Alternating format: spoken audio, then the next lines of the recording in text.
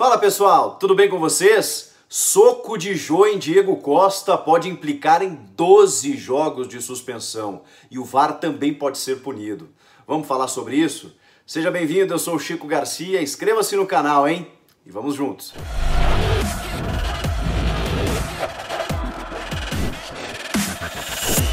Os clássicos normalmente não terminam assim que o juiz apita o jogo. Normalmente eles têm desdobramentos, e foi o que aconteceu nesse São Paulo e Corinthians, o majestoso, realizado no Morumbi neste domingo. Vitória do São Paulo, 2-1. Mas o que mais nos surpreende é o fato da tecnologia colocada à prova, colocada em campo, inclusive ter participado efusivamente em vários jogos da rodada, com aquela lupa, com aquela aproximação, com aquela definição máxima por centímetros e no que a gente até tem que exaltar, pelo menos eu exalto, a gente reclama da demora, a gente reclama do critério, mas a gente precisa da tecnologia hoje. Tem muita coisa que não pode passar como passava, como passou nesse jogo do Corinthians com o São Paulo.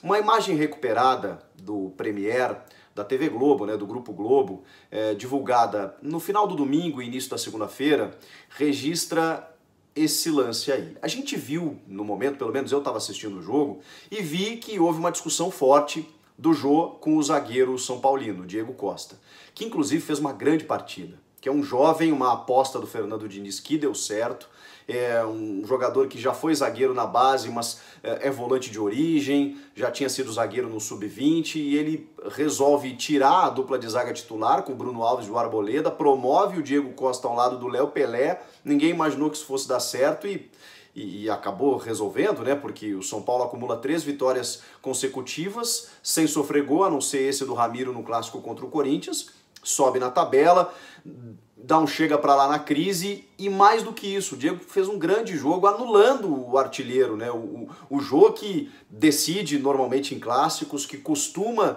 ser um cara decisivo, que não depende de muitas oportunidades para colocar a bola na rede, mas ele não teve nenhuma, ele não conseguiu jogar.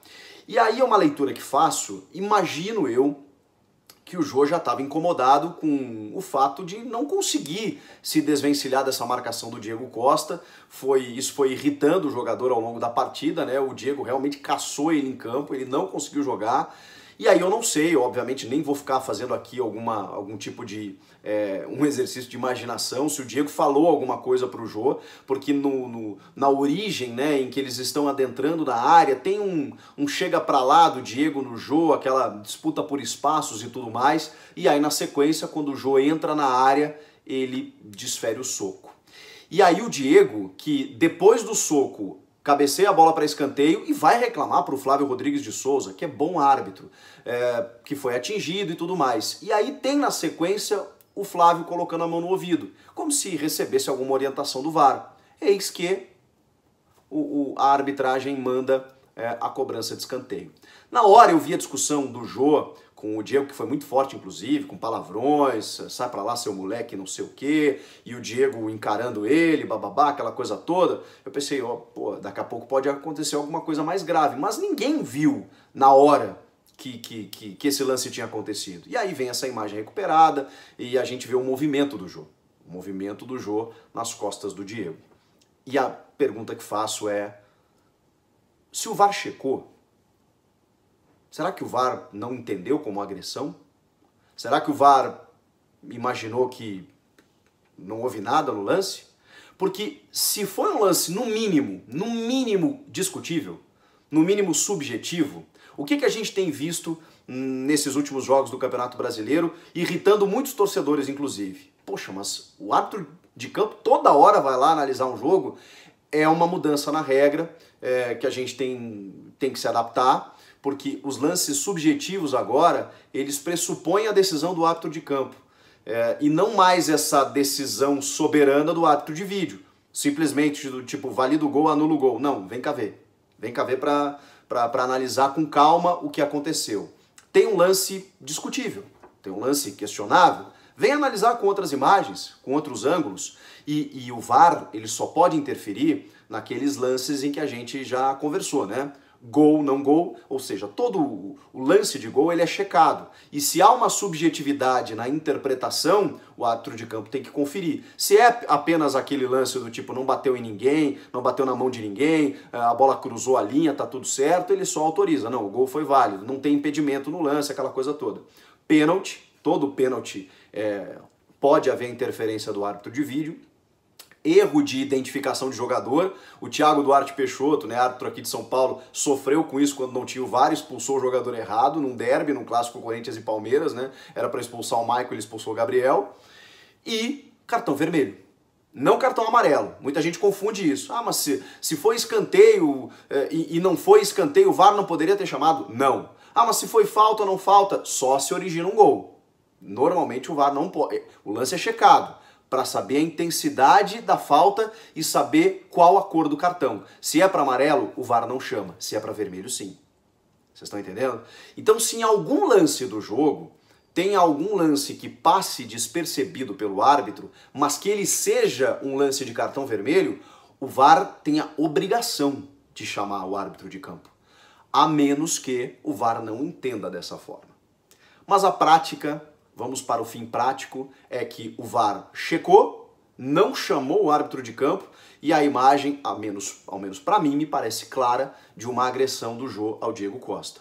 Isso agora vai ser analisado pelo tribunal. Ele será denunciado porque o São Paulo, inclusive, já encaminhou um ofício à CBF pedindo explicações para a conduta da arbitragem, do tipo, os caras avaliaram esse lance, verificaram o lance, não sugeriram revisão, o São Paulo quer explicações. E o procurador-geral do STJD vai fazer a denúncia e o Jô será enquadrado, por tudo que se entende de leis, né, pelo Código Brasileiro de Justiça Desportiva, o CBJD, no artigo 254-A, que prevê aí a agressão física contra um companheiro de profissão, contra um adversário dentro do jogo. Pena de 4 a 12 jogos de suspensão, ou seja, ele pode pegar até 12 jogos. Como normalmente acontece, o jurídico do Corinthians vai tentar descaracterizar esse artigo para o 250, se eu não me engano, que é ato desleal ou hostil. E aí a pena é de 1 a 3 partidas, já abranda muito mais, às vezes até consegue um efeito suspensivo, pagamento de cestas básicas, e isso resulta em 1 ou 2 jogos de suspensão. Diminui bastante em relação a 12, né?